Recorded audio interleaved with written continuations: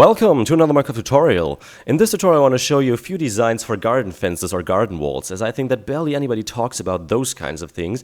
But I think in the end, if you break it down and you use even for something basic as fences, a fancy design, you can make your cities or your builds look very much more complete, is what I would say. The first design is meant to be standing in a rather rich environment, I'd say. So for example, in front of a manor or a mansion. What you want to do for this, it's quite simple, but you have to get a hang of it. So first of all, it's a log pillar 4 blocks high, then leave 5 blocks free, another pillar, 5 blocks free, another pillar, and so on. And if the section of the wall is long, for example, like here, and it's not going across a corner, or the wall just ends here because a building is starting here, then I recommend making every other pillar 1 block higher, simply to bring in a little bit more variation, as you can see here. And the design is quite simple, as I said, so take stone brick stairs and place 2 of them upside down to either side. Then it's a regular stair in the middle with a stone brick block on top, then a regular stair again and one stone brick slab on top of it, and then once again, after leaving 1 block free here, 2 upside down stone brick stairs like this, and then fences in the middle. So this is quite easy. One thing you can do is, for example, to put a hedge behind of it, like here. Simply to bring in some greenery and some variation. And also you could try to randomize it, but then again, since all of these blocks are stairs or a slab, and only this block in the middle is a full block, you could replace sometimes this middle block with mossy stone brick or cracked stone bricks. But if you were to do it here as well, this would once again not look randomized, but very much planned. One thing you can do down here is to place, for example, a gravel here, or at the next section like this. So this looks once again randomized, and it adds a nice touch to it, in my opinion.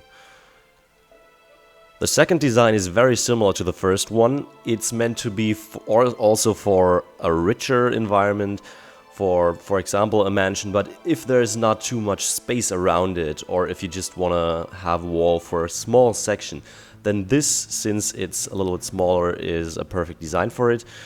It goes quite similar, so 1 pillar of 3 blocks high, then 3 blocks free, and then another one, and here again. Then, as you can see, it's cobblestone walls on top of all of these pillars, and then the pattern down here is a little bit varied, but still a little bit the same like in the first one. So stone bricks there placed upside down to either side. Then I'm just gonna place a mossy block to have a little bit of variation here, or a little randomization, and another stone brick block on top of it.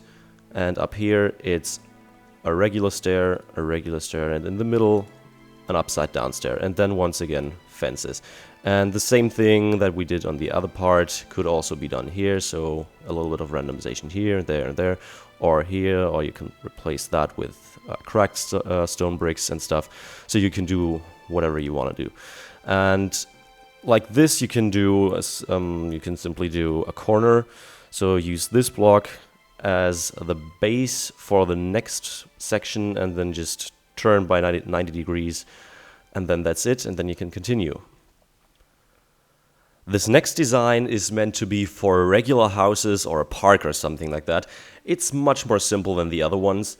So as you can see, it's either just a straight line of stone bricks, or you can also bring in some details by using upside down stone brick stairs like this. But then, as you can see, it's pretty simple. So simply what I did was to make a straight line out of stone bricks, then to take logs, place 3 of them like here, leave 3 blocks free, another 3, and then take fences and fill that in. So that's it. And as I said, you could bring in some details by placing upside down stone bricks here, stone brick stairs, like that. You could once again bring in some variation, some randomization, down here for example. And one thing that's great about this design, it's simple, as I said, but at the same time you can, for example, make curves. Everybody likes curves, especially the boys. And what you can do for that is simply, as you can see, to have a setback here, 1 block to the inside. So for example, I would just continue to go like this with 3 blocks sticking out to this side, and then just once again a log here, and then fences like that. The same thing could be done with only using 3 blocks here, so 2 blocks sticking to the outside, like this. And then what you could do is simply to make a turn. So for example, go like this. Let's just ignore that one. Like here. And as you can see, this fence or this wall makes a turn right here, and then you could continue in this direction. So this is a great design if you want to have a curved wall or a simple wall. And this last design, it's pretty much something that you have to decide for yourself where you want to use it.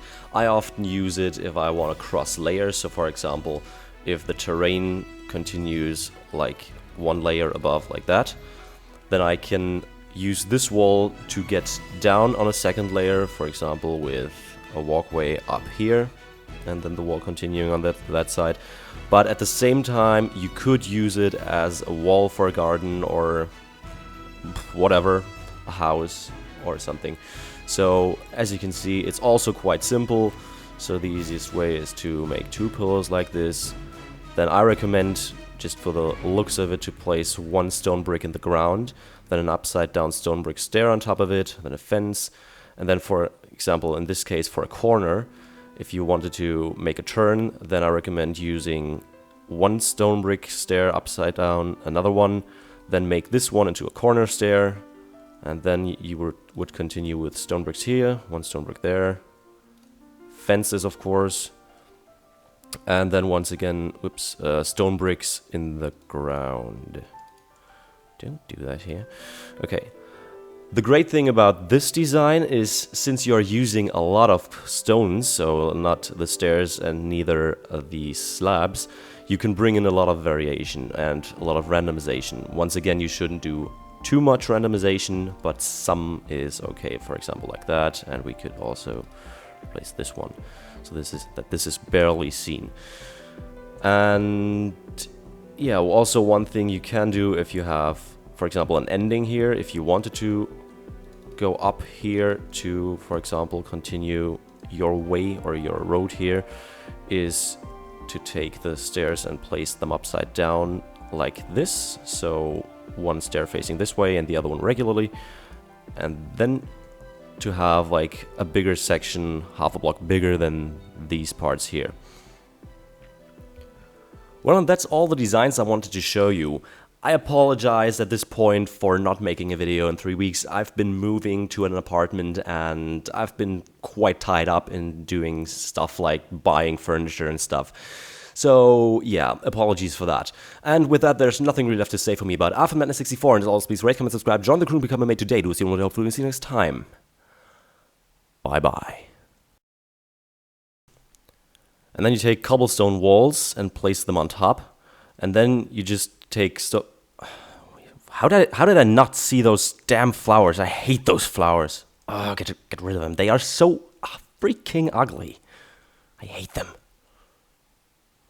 Hate the path to the dark side of the forces. Oh, shut up, Yoda. It's just, yeah. Then you just, bah.